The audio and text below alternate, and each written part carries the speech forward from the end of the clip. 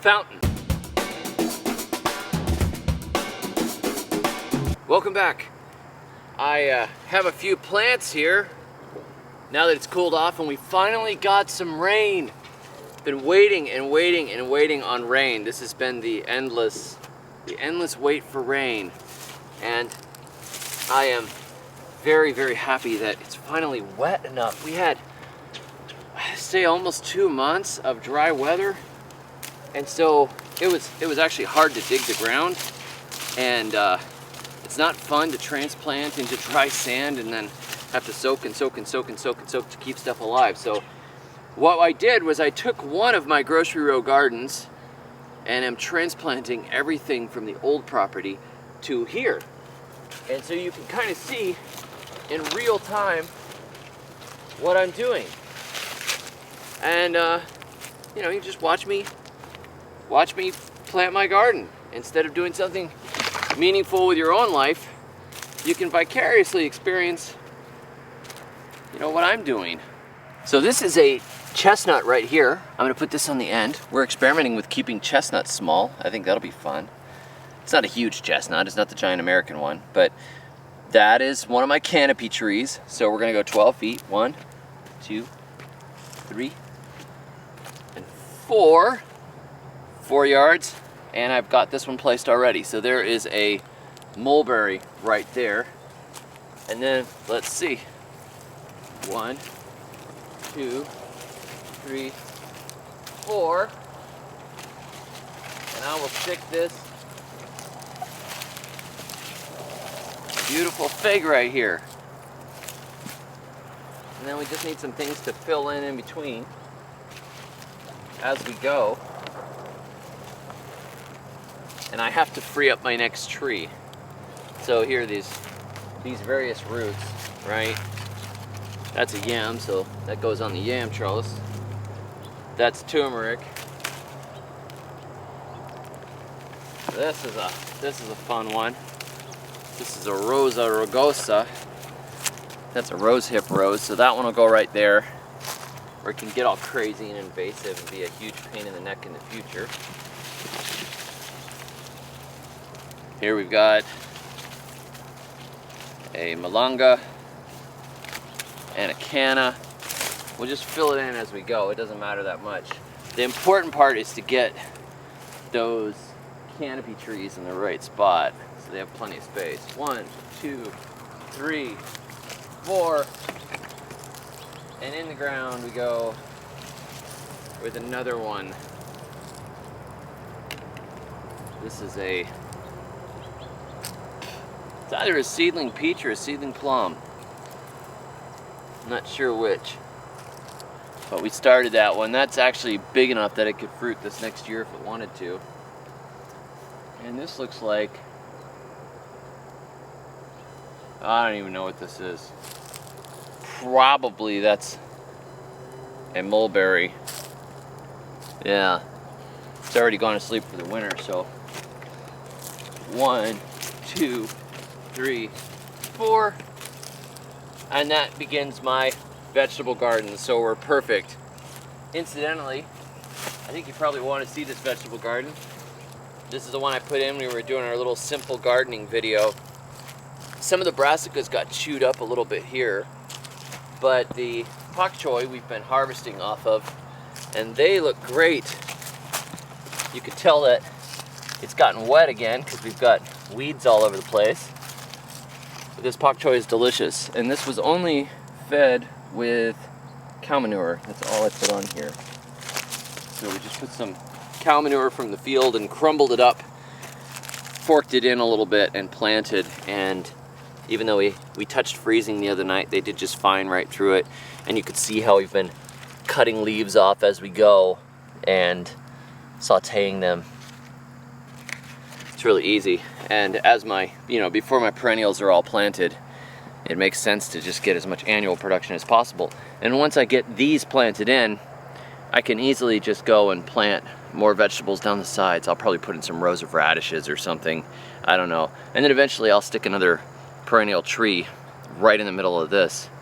But we have plenty of space and plenty of time through winter when there's nothing going on. The canopy trees obviously have the potential to get really huge. I mean, a red mulberry, which none of these are red mulberries, Morus rubra, the red mulberry, which makes black mulberry fruit and confuses everybody. A guy said this last week, I have this giant mulberry tree in my backyard. I said, it's a red mulberry. And he goes, no, they're not, they're black. I said, yes, but the species is called red mulberry, even though they make black mulberries. He's like, yeah, well, they're black. Yes, I know. So, mulberries are just made deliberately to be a pain in the neck. So if you think you have a black one, it might be a white one, it might be a red one. This is not your fault. This is not your fault. This is weird taxonomy is what this is.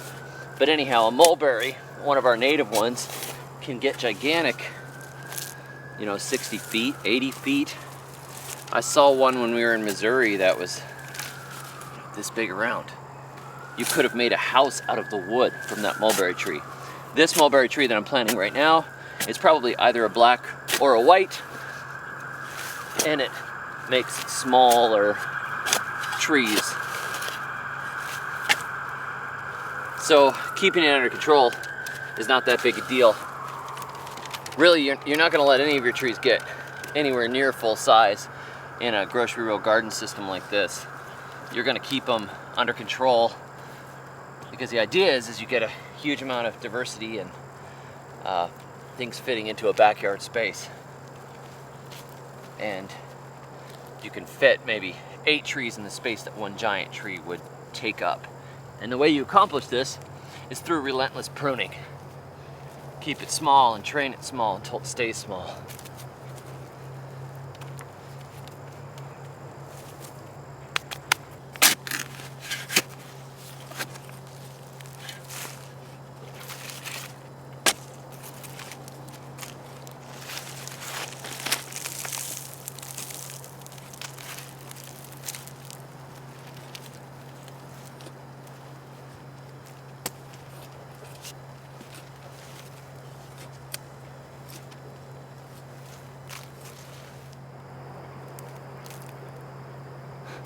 Did you see that? I could divide off. These mulberries are like splitting here. I could get like 3 out of here if I wanted to. I now have a little extra one. The ground is actually so soft, I can dig by hand, which is great because it's the only grounding I'm getting right now since I'm wearing shoes like a normie. I'm gonna put it in the ground, deliberately going sideways like this. Since I have 2 of them, I'm bending them sideways. That's another way to help keep it a little shorter. That mulberry is going like that. Put a Mysore raspberry in here. Super invasive, super spiny, horrible, horrible spiny tropical raspberry. Regular raspberries don't grow very well here. So we're testing out the Mysore, which is a little bit cold hardy, but it fruits even in the tropics.